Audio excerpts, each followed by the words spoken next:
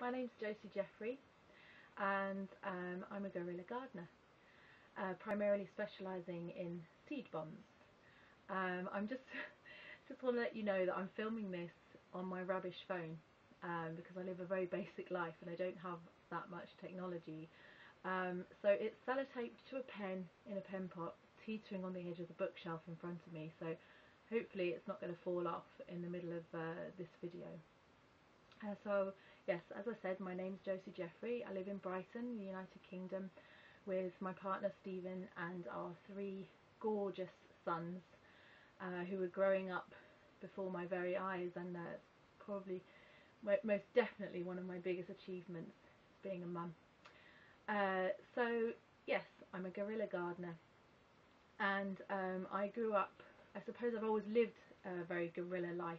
I grew up living in a bus with my mum and dad and my 4 siblings, and we travelled around Europe busking as a family band and travelling with circuses and living on communes.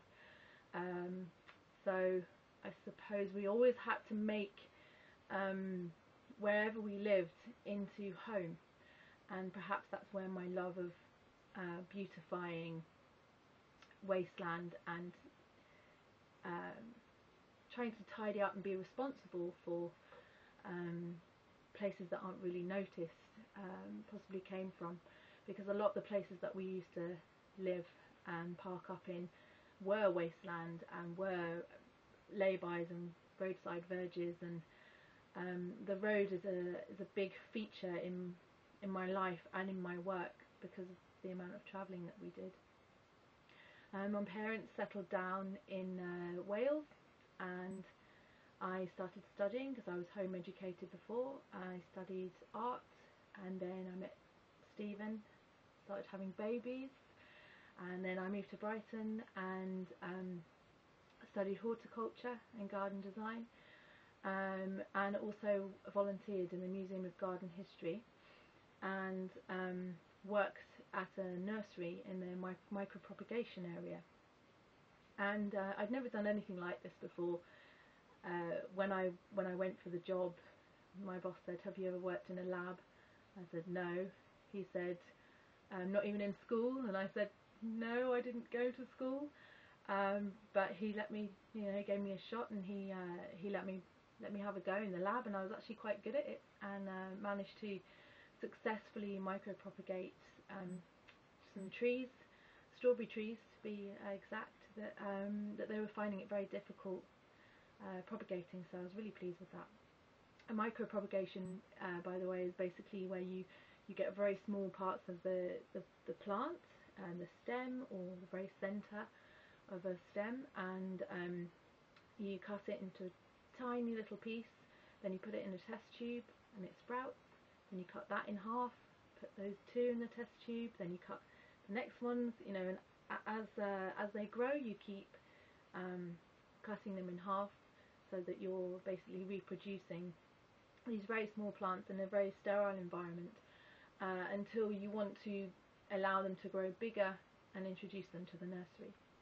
So whilst I was in the lab one day listening to Radio 4, because everybody in the UK loves a bit of Radio 4, I overheard the tail end of a feature, and I'm not sure whether my facts are right, but this is what I recall hearing, that in the 16th century poor people used to make parcels of seeds and earth, paper parcels, and they would launch these seed parcels or seed bombs onto rich landowners' land, hidden areas that they might not necessarily visit.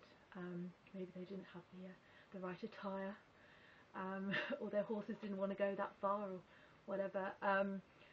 So these poor people would basically guerrilla garden. They would go back, tend to the plants, and harvest the food and feed their families.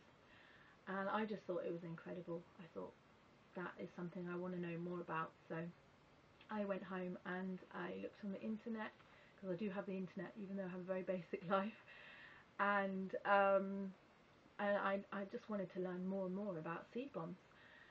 So at the time I was volunteering for the Museum of Garden History, and we did seed bomb making workshops with the children in the holidays, and then I bought some materials home, did them with my children, my friends' children. Then I started doing workshops at festivals and fairs and being invited to more and more things, more projects. And in 2009, I was invited to a guerrilla garden that we had in Brighton. It lasted for 2 years. It was a fantastic space on an old disused petrol station, because petrol stations have to legally be left for 5 years before any building or development can happen. So this petrol station was just an empty space that was being vandalised, and rubbish was being dumped there. We call it fly tipping in the UK. I don't know if that's what you call it there. So there was a lot of fly tipping that went on, and drinking, and so a group of people in Brighton decided to turn it into a beautiful garden.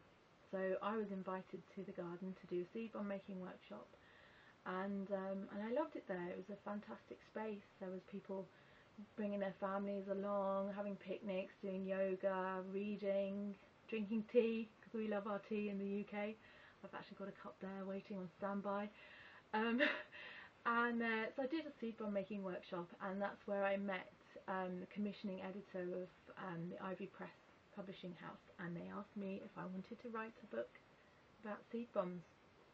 So I was absolutely thrilled.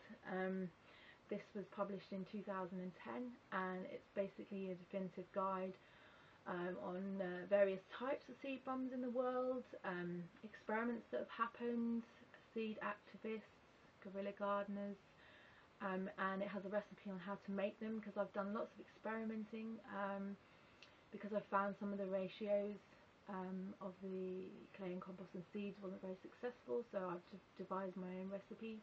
It's got 40 different plant profiles in there, plants that are good for growing in poor soils, because often you'll find wasteland is neglected and the soil is very low on nutrients and doesn't have access to water. So yeah, it's a great book, and I've gone on to writing a couple more books about seed saving and swapping, which is another fantastic movement that I'm involved in, and companion planting, where, oh, I'll just show you them. There's seed swap and companion planting. Seed swap is basically tells people how to save and swap and process and store their seeds effectively, to ensure our food security, because basically there are lots of big seed giant companies out there that try to control us and our food security by controlling our seeds, and often they will be genetically modified or hybridized seeds, and seeds that I don't know if you've heard of terminator technology, where basically you buy a packet of seeds and the offspring of those plants, which are more seeds, are dead, so you can't regrow them, so you have to keep buying seeds every year. And we all believe, us seed activists believe, that seeds should be free, and it's a gift from the plant, and if you care for the plant will provide for you and care for you. So that's what seed swap is about. And companion planting is, or good companions, is basically where you pair up groups, communities of plants that grow well together, so you can eliminate or reduce the need for chemicals and machinery by growing plants that benefit each other, whether it's attracting pollinators, bees and butterflies, or deterring pests, and yes, it's a good book. And it's like a mix and match guide, so you can choose which plants go well together by matching the dots. But anyway, more about my cause. So guerrilla gardening, as you know, but some of you may not, is where groups of people see some wasteland and they want to beautify it, and therefore taking responsibility of that space, as opposed to expecting somebody else to, i.e. the council, the government, You know, there's this sort of mentality, we pay our taxes, therefore somebody else should be cleaning up that rubbish on the street, and somebody else should be cleaning up that dog poo. And you know, guerrilla gardening is a way of highlighting and pinpointing urban blight and doing something about it, and showing others that we're, you know, that we're willing to work together as a team to make something beautiful and open it up to the community. So the phrase was coined in the 70s by the Green Guerrillas, which is a group of artists and activists in New York who, similar to what we did here, they set up a garden in a disused gas station, or a gas station that was resting, and the group were led by this woman called Liz Christie, and she saw a child climbing into a freezer, a chest freezer, that was dumped on this wasteland, and she ran over and she said, "What are you doing?" And you know, "Come out, it's dangerous." And she took the child to the child's mother, and the child's mother said, you know, well, Liz said to the child's mother, you know, "I've just saved your child from potentially dying and being trapped in this chest freezer." And the child's mother said, "Well, have you got children?" And Liz said no, and she said, "Well, I have, and I'm too busy, and you do something about it." So Liz gathered her friends, and they turned it into a beautiful garden, which is still very much active now, which is fantastic, and an inspiration to everybody. So that's where the phrase guerrilla gardening was coined, and it's become an enormous movement that's internationally understood and renowned now. So I feel like my passion for seeds and working with other people has brought me further in this movement, and I've started working with people making seed bombs. These are lovely seed bombs, which are perfect for guerrilla gardening, because you can access wasteland, or you don't have to jump over fences with these babies. You just throw them over, as long as they land on soil, and as long as you know that it's going to rain. That's a good thing. Or you can possibly get to them to water them in the future, or you just have to rely on Mother Nature to look after them. So these are a mixture of clay, compost and seeds, and the clay and the compost feed the seeds when they start to germinate into seedlings, as well as protecting them from being eaten by mice and birds, so that the seeds in here can grow into plants that provide more food for mice and birds. And they also keep the seeds dormant, which is fantastic, because there's no better place than soil to keep seeds dormant. You know, that the oldest seed that was ever to be germinated was found buried in the soil, and that's 2,000 years old. That's the Judean date palm, by the way. And so they're just fantastic, because they're like packets of seeds, but they're even better than a packet of seeds, because a packet of seeds is likely to deteriorate and make the seeds vulnerable to disease or damage. So these are just great. You can put them in a jar in your fridge, and they will last for many, many years, and they're a fantastic way of accessing wasteland.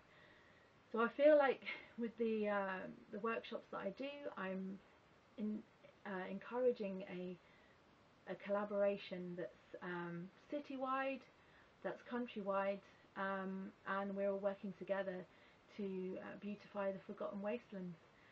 And I feel really happy about that, and I feel like small things can make big changes, and small things like these little seeds, these tiny little baby seeds, these embryos, can change the face of the earth. And so I care for each and every one of them. I know that sounds cheesy, and my work with children and their families is very important to me, because they are also small things, children, and they can make big changes, and they are our future. and I love to teach and I love to learn, and hopefully that will continue, teaching and learning and making the world a better place, step by step, baby step by step. So thank you.